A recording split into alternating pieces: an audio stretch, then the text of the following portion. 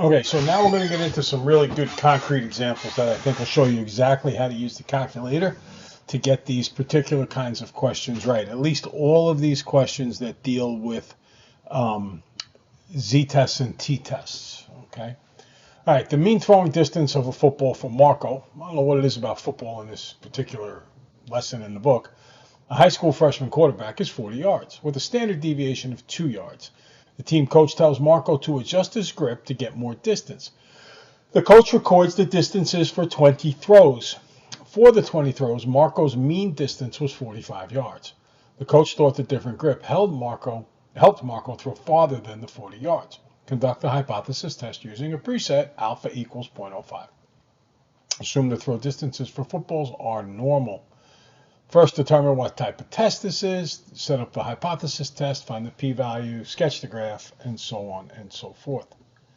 I'm not actually going to sketch the graph on this one, but I will on the next 4. So we'll get to a lot of sketching of graphs. All right, the null hypothesis is that a different grip throws to greater than or equal to 40 yards.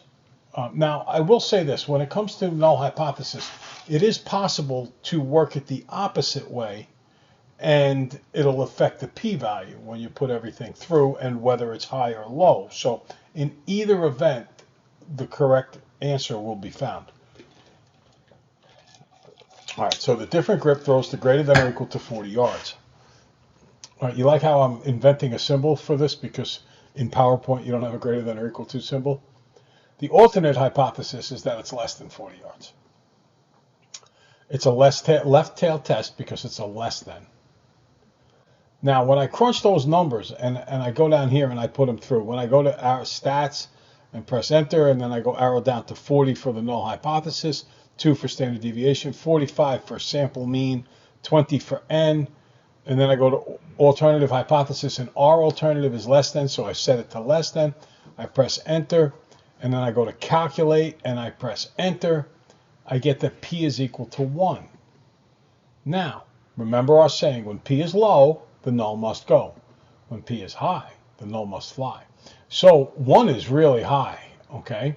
So therefore, the null must fly. And yes, the different grip helped to throw further. 1 is definitely greater than 0.05. So yes, the grip helped throw better. Now, you could have, instead of doing calculate, you could have gone to draw, and then you get a shaded graph. What are those shaded graphs like? Let's take a look. And by the way, whenever you do choose draw, make sure that y is equal, has no equations in it, or it will take a long time. And make sure the plots are turned off. Okay, so here we go again, another football problem. College football coach records the mean weight that his players can bench press as 275 pounds. That's what he thinks it is, with a standard deviation of 55 pounds. 3 of his players go, no, coach, the mean weight was more than that. They asked 30 of their teammates for their estimated maximum lift on the bench press exercise. The data ranged from 205 to 385. Sure, that's it. Ask the players. They're going to inflate it a little bit. And the actual different weights were, and then they list them all and they tell you how many they are. And what this means is when I put the data in, I'm going to need 2 lists. One list, L1, will have all of the weights, 205, 215, 225, 241, 252, and so on.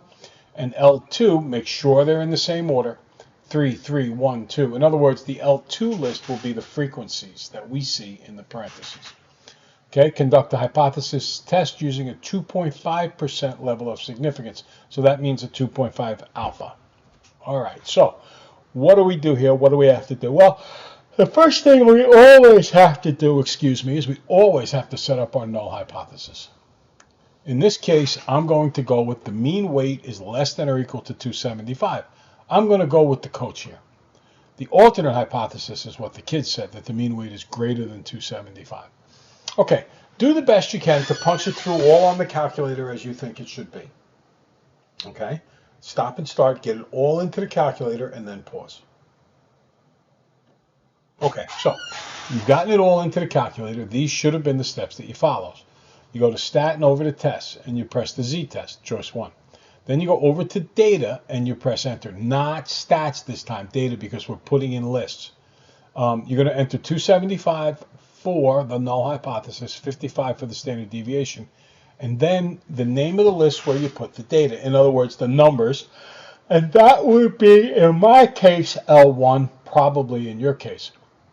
Then, I lost track of where you put the frequencies. Oh, then I got to put the list of where I put the frequencies, and that would be L2. Okay, so you hit enter there. Now, arrow down to calculate and press enter. The calculator not only calculates the p-value, but it also does a bunch of other stuff like the sample mean rounded to one decimal place instead of the data. But it also calculates the test statistic, the z-score, sample mean, and so on and so forth. Sample standard deviation. All of that stuff is calculated should you possibly need it. But I'm really interested in seeing what this looks like with draw. So just keep the same numbers in. Go to test 1, blah, blah, blah. Go down.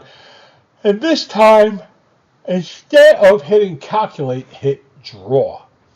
When you do this, it will tell you, a shaded graph will appear with a z of 1.12, and the p-value is 0.1331. That is what will appear on your graphing calculator. I took a look at my own, and I don't think my calculator is so gross until I got this picture done. I think I need to clean that screen a little bit. All right.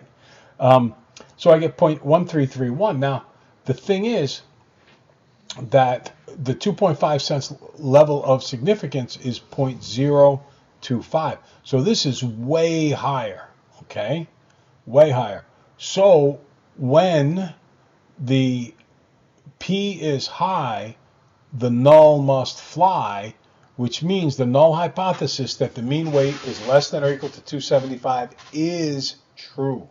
It is an accurate null hypothesis. All right? Let's try another one. Statistics students believe the mean score on the first statistics test is a 65. A statistics instructor thinks the mean score is higher than a 65. He samples 10 stat students and obtains the scores, blah, blah, blah. He performs a hypothesis test using a 5% level of significance. The data are assumed to be from a normal distribution. A couple of things here. First off, you see how there's only 10 scores? That has me thinking something. Are you thinking what I'm thinking? Yeah, it has me thinking that we should be looking here at a t-test. And the fact that they don't give us a standard deviation confirms that we should be looking at a t-test. So, what do I do from here? I put the data into a list, all right? I go to stat, I go over to test, but this time I go down to 2, which is the t-test.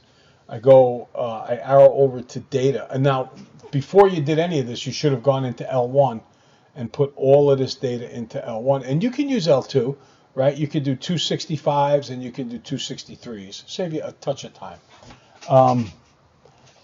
Arrow down to 65 for the null hypothesis. And the name of the list where you put the data, which is L1. And, of course, you can either put the list this way as it is and use 1 for frequency, or you could use an L2 where you put 265s, 263s, 1 for everything else, and that could be L2 for frequency. So you can do it either way. Arrow down to mu and then go over to greater than. Okay, we want to go over to greater than because the alternate is that the scores are higher than 65. So you do this instead. You do the set of instructions except go to draw. And this is what you see if you go to draw. Oh, the null hypothesis is from the students. They think the mean is 65. The null always has to have an equal sign. The alternative is from the teacher who thinks the mean is greater than 65. So what do we get when we crunch the numbers? I get 0.0396. Now, 0.0396 is less than 0.05. So since P is low, the null must go. The students think the mean is 65. Not true. Now, it's a little close, so you might not have the huge amount of confidence that we've had on some of these other problems, but it's low, so the null must go. Okay? The mean is greater than 65. All right, next up. Everything we've done so far has been from the book and are good examples, but here's a